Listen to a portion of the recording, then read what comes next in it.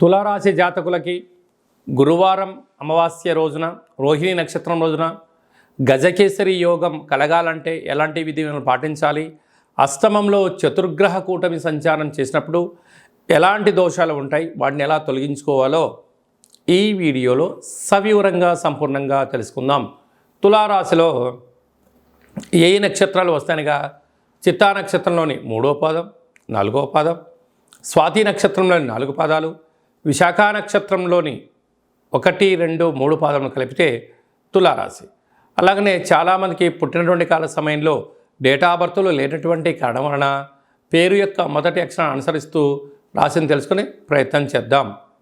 To విశేషమైనటువంటి ఈ తులారాశి జాతకులకు ఈ అక్షరాలు ఏదో మరొకసారి పరిశీలన చేద్దాం.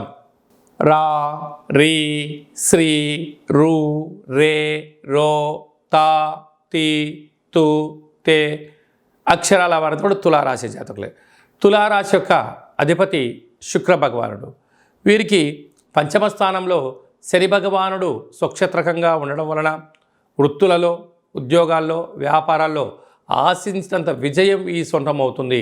కాకపోతే వీరు చాలా సున్నితమైన స్వభావం కలిగినటువంటి వ్యక్తులు కనుక నూతనంగా వివాహమైన వారికి సంతాన యోగము, పిల్లల యొక్క చదువులు, పిల్లల యొక్క అభివృద్ధి అన్నింటా విజయం ఈ సొంతం కాబోతుందని చెప్పి గమనించాలి.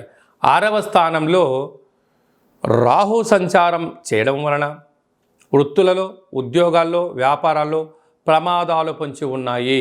వీలైనంత వరకు మీ జన్మ నక్షత్రం రోజున అష్టమి, పూర్ణిమ, అమావాస్య తిథుల యందున మీరు ప్రశాంతంగా ఉండడం, దైవనామస్మరణ చేసుకోవడం, మీ జన్మ నక్షత్ర వృక్షాలకు నీళ్లు పోసుకోవడం వల్ల చాలా మంచి కాలం ఉంటుందని చెప్పి గమనించాలి. అలా అనేక అలాంటి ఇబ్బందులు ఉన్నట్లయితే మీరు ఎంత బరువు అయితే ఉంటారో అంత బరువు కలిగినటువంటి ఉప్పును తులాభారంగా చేసుకొని ఆ ఉప్పునంతా నీటిలో పోసి వాటిని బాగా కరిగించి మహాదేవుడికి పాశుపత మృత్యుంజయ రుద్ర కార్యక్రమాన్ని ఎప్పుడైతే చేసుకుంటామో రుణ సమస్యలు, రోగ సమస్యలు, కోర్టు సమస్యలు, నరదృష్టి యొక్క ప్రభావాలు, కారాగార ప్రాప్తి తొలగిపోతాయని చెప్పి గమనించగలగాలి. 7వ స్థానంలో 7వ స్థానంలో కుజుడు సంచారం చేయడం వలన వివాహ ప్రయత్నాలు కలిసి రావడం, ప్రేమికుల మధ్య సయోధ్య ఉండడం, అదే కాకుండా ఇద్దరి యొక్క అభిప్రాయాలు ఏకమవ్వడం వలన రాబోయే కాలంలో వివాహ ప్రయత్నాలు కలిసి వచ్చే పరిస్థితి ఉంటుంది. రవిచేత గురువు, రవిచేత శుక్రుడు హస్తగతమయ్యాడు.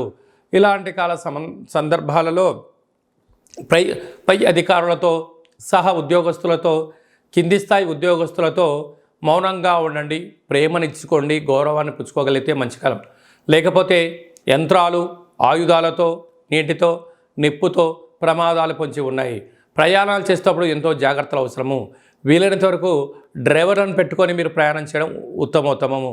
కనుక సూర్యోదయంలో, మిట్ట మధ్యాహ్నంలో, సాయం సంధ్యాకాల సమయంలో ఆవేశానికి సరైన సమయం కాదు అని చెప్పి మీరు గమనించగలగాలి. వ్యయంలో కేతు సంచార స్థితి ఉండడం వల్ల రేపు ఏం జరగబోతుందో ఈరోజు ముందే అంచనా వేసే శక్తి మీకు ఉంటుంది. కనుక మీ మనసు మాట వినండి, అద్భుతమైన విజయం మీ సొంతం అవుతుంది. అలాగా చిత్తా నక్షత్రంలో పుట్టినటువంటి జాతకులు బార్డర్, నేవీ, ఎయిర్ ఫోర్స్, రక్షణ శాఖ, న్యాయశాఖలో పనిచేసే వారికి మంచి కాలము. అలాగే స్వాతి నక్షత్రంలో పుట్టిన జాతకులు నటులుగా, హాస్య నటులుగా యూట్యూబ్, వాట్సాప్, ఫేస్బుక్ క్రియేటివిటీ రంగాల్లో మంచి క్రియేటివిటీ రంగాల్లో ఉంటుంది. విశాఖ నక్షత్ర జాతకులు ప్రభుత్వ ఉద్యోగస్తులుగా, స్వయం వ్యాపారాలుగా, మార్కెటింగ్ రంగంలో మంచి కాలం ఉంటుంది. కనుక ఇటు గజకేసరి యోగం కావాలన్నా, అష్టమంలో చతుర్గ్రహ కూటమి దోషం తొలగిపోవాలన్నట్లయితే కాళభైరవ స్వామి యొక్క స్మరణ, కాళభైరవ స్వామి యొక్క సౌభాగ్య ముడుపు, కాళభైరవ స్వామి హోమ కార్యక్రమంలో పాల్గొన్నట్లయితే మీకు ఎలాంటి ఇబ్బందులు లేవని చెప్పి గమనించాలి.